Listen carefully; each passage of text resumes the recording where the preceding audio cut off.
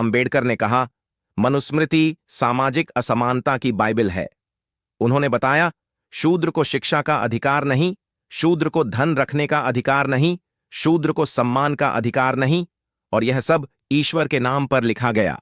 अंबेडकर का सबसे बड़ा सवाल था, अगर जाति ईश्वर की बनाई हुई है तो मनुष्य उसमें फंसकर क्यों तड़पता है? अंबेडकर ने कहा, जाति व्यवस्था श्रम का विभाजन नहीं है, बल्कि श्रमिकों का विभाजन है। यानी कोई ऊंचा जन्म से, कोई नीचा जन्म से मेहनत, योग्यता, इंसानियत, इनका कोई महत्व नहीं।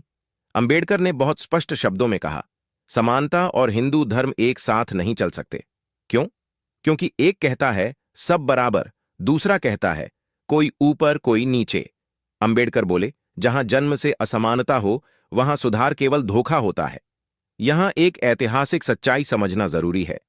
गांधी कहते थे जाति व्यवस्था खराब है, लेकिन वर्ण व्यवस्था ठीक है। अंबेडकर ने जवाब दिया, वर्ण व्यवस्था ही जाति व्यवस्था की मां है। उन्होंने साफ कहा, जो व्यवस्था सालों के अध्ययन और संघर्ष के बाद अंबेडकर इस निष्कर्ष पर पहुंचे, हिंदू धर्म मेरे आत्मसम्मान को कुचलता है।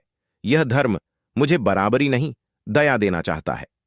और अंबेडकर ने कहा, मुझे दया नहीं चाहिए, मुझे अधिकार चाहिए। उन्होंने कहा, जो धर्म तर्क से डरता है वह सत्य नहीं हो सकता। जो धर्म सवाल करने से रोकता है वह अन्याय को बचाता है। मैं हिंदू धर्म इसलिए नहीं छोड़ रहा क्योंकि मुझे गुस्सा है, मैं इसलिए छोड़ रहा हूं क्योंकि मुझे इंसान बनना